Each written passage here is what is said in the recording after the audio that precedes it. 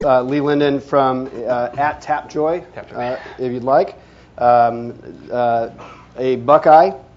A Buckeye? I believe you're a Buckeye, aren't you? No, I'm not a Buckeye.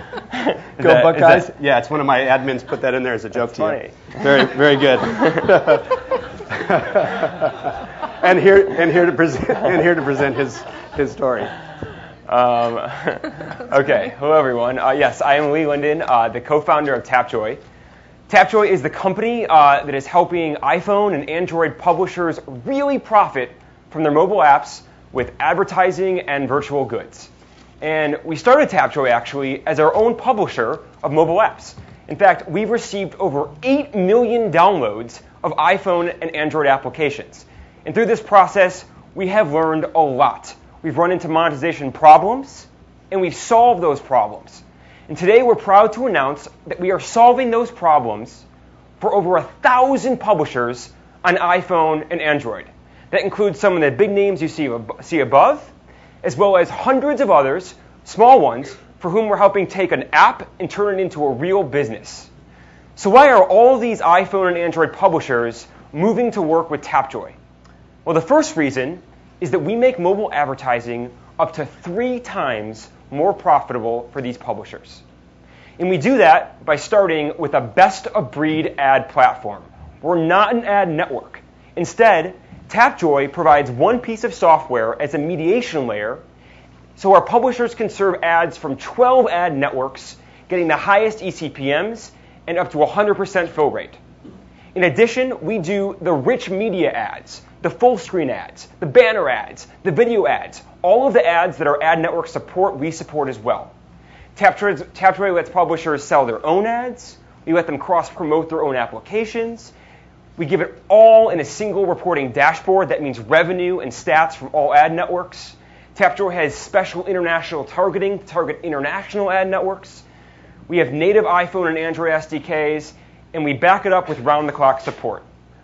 But what makes TapJoy so special is how we answer the question of what ad should we show into your application next? And the way we do that is by taking data from all of our publishers across all of our ad networks and building a rich profile about tens of millions of devices. This means where they are in the world, gender, age, what other applications are installed on that device, even the other ads and the tags of those ads that were clicked on across all of our ad networks. With a rich profile, we can help publishers take a single ad request that would be a low eCPM, add a rich profile, and make it a high eCPM ad request. It's a powerful solution that we provide that often triples ad revenue for our publishers. Okay, so that's TapJoy ads. The second thing that TapJoy does to help publishers profit from mobile apps is let them sell virtual goods right inside of their application with great ease.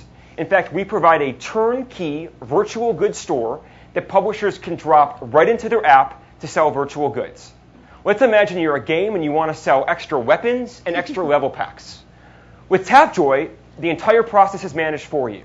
You package up your images, your videos, your description files. You upload them directly to TapJoy's servers, where we maintain a repository. And TapJoy manages the pricing, the analytics, and even the statistics, all from a single dashboard that you can manage after your app has been published to millions of devices.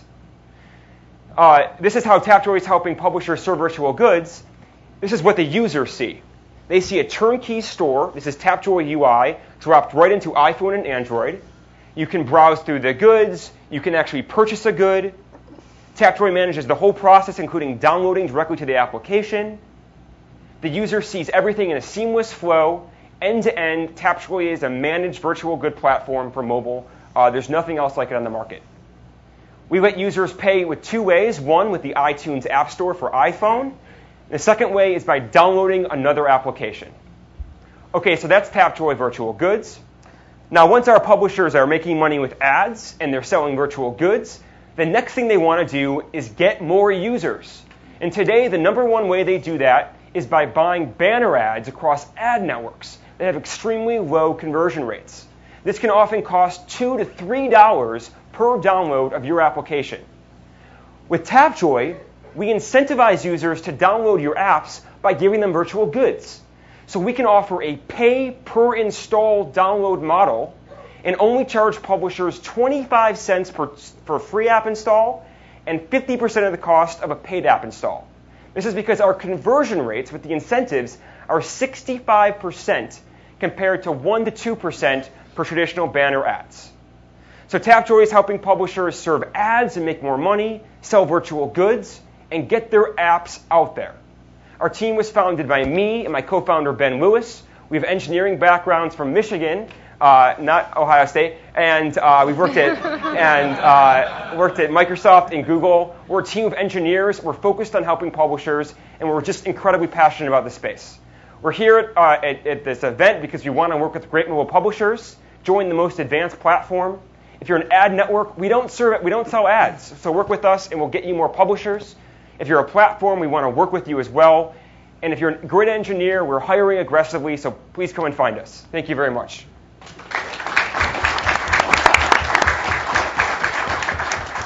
Great presentation, and because we got 12 seconds left, let's. How are you making money? So we take a percentage of ad revenue that comes from all of our ads, and a percentage of all virtual good sales. Great. Jonathan, let's start with you. Thanks. First of all, go blue. So the publisher sounds like they have a decision to make when they're working with you. You have a mix of 3 product offerings that they need to choose between. Ideally, they may have different strategies based on who the developer is. They may want to have more downloads, more revenue, more in-game sales. How do you help them make those kind of decisions? And do you have an optimization tool to do that? Yeah, so the products work well together. So if you're selling ads, you can actually advertise your virtual goods. Say take 10% of your ad inventory and let people know there's a new level pack or an upgrade to your game. So they kind of are cross-promotion pieces. But quite frankly, this is our competitive advantage in the market right now. We have a holistic set of services for publishers, and they can pick and choose all through our web dashboard and turn things on or off as they need them. Oftentimes, we're helping publishers on the phone. Since we're a publisher ourselves, we walk them through the process. We have good documentation. But educating our publishers and working with them is a challenge moving forward, and we want to get better at it. Yeah. Thanks. Please. So first of all, I think it's great. I mean, you're really trying to solve very clear problems in the industry across any app store or OS. So I think it's great to see this. One of my questions would be, how would a developer define success in working with you? Sure. Is it in dollars of virtual goods sold, or how would you help define success for them? Yeah. So oftentimes we have a publisher who's using a single ad network, and they're making literally X dollars per session, or Y eCPM. They use TapJoy. They get 12 ad networks, and we're literally picking in real time the highest paying ads. So success for those guys are you making us more money every day? And we can show them black and white. Here's what it works with one ad network, the one you're using today. Here's what it works when you add all of our rich targeting information and more ad networks. So it's really revenue is one. The second real metric is, am I getting in the top charts of the App Store? We've helped dozens of companies get into the top 25. I won't mention them. We're pretty closed lips about some of the publishers we work with, but we can promote those apps with a very low-cost pay-per-install model. And for those guys, success is, how many downloads have you gotten us today, TapJoy? This seems like a really great thing for developers. I'm just wondering what the value is for brands and agencies. Like you're really focused on getting the most money for the developers based upon the bidding of these ads. But like, as an agency or a brand, how are we going to optimize on our end to make sure that we're getting the greatest value for what we're paying you? That's an awesome question. Yeah.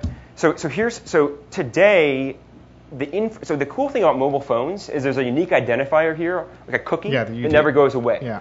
So today, the information that the world knows about an individual phone is scattered across ad networks and publishers. One publisher finds out it belongs to a 28-year-old man. Another one finds out that this person plays games and loves hockey. Okay. So what TapJoy is trying to do is collect that data in one central repository as a mediation layer, so that when it comes time to show an ad, say I have a calculator application that knows nothing about the user, but the application that ran just before knew that the user was a man. If both are using TapJoy, the calculator application, when they serve an ad, we enhance the ad request with male, 27, plays games for 20 minutes a day, has this information. So it doesn't matter what application is being served, it's the same unique device. And so ultimately the advertisers can start doing better targeting. Let me ask the question back to you, Yeah. Gene, and Dan as well. Didn't we have that kind of capability with DoubleClick and other things from 1.0? Yep. And how did that enrich the experience for you, or was it the single point of aggregation that was helpful? Was it the dashboard? Well, I was actually that was going to be a follow-up question, which is integration with Dart or DoubleClick, right? Yeah. I mean, it's great that you're aggregating all those networks into one pane, because actually that's one of the pains of mobile right now is not having that aggregation. I mean, we can do it somewhat in DoubleClick, but we still can't track conversions, which is a really important thing for us to be able to track. So yeah, I mean, having that all in one place, that's totally amazing. It's totally transformed the industry, because now we can optimize in real time versus having to draw reports from the different networks and like see which ads are producing the best, and then either change the creative or change the placements. So yeah, I definitely agree with what Gene was saying there. I think in terms of being a sort of aggregator of aggregators, right? Yeah. Who knows? Someone might be aggregating you, the aggregator of aggregators next. But right. You know, in terms of actually the brand at the other end, actually being able to get a control on actually what the end user is seeing as an advertiser. Yeah. I didn't see your sort of interface there. I mean, what are the levels of targeting that I get? I mean, it's multiple ad networks have different targeting capabilities, and you aggregate all of those targeting capabilities within one. As an advertiser, for example, if I don't want a particular type of content, type of advert to appear next to them, you know, can I take some level of control over the content that the end user sees? Yeah. So great question. So we actually don't go directly to advertisers or ad agencies. We don't sell our own ads. So TapJoy doesn't have an interface for you as a brand to buy ads. What we do is make it so that the ad networks we work with have real data. Okay, so we would recommend you go to work with one of our ad network partners. Okay, and then when they serve an ad, TapJoy makes it so that the ad request includes the full profile about that user, so that you could all of a sudden do the targeting, and that ad network can really do the targeting they need to do. So how many of your ad networks? I'm sorry to interrupt you, but how many of the ad networks actually have integration with you that can just show that targeting data that you're providing them? Yeah, so we pass it through to them. So when we request an ad from an ad network, we pass through rich profile data about that user, but we do it in a way that doesn't expose the user. So the publishers are okay giving us the data.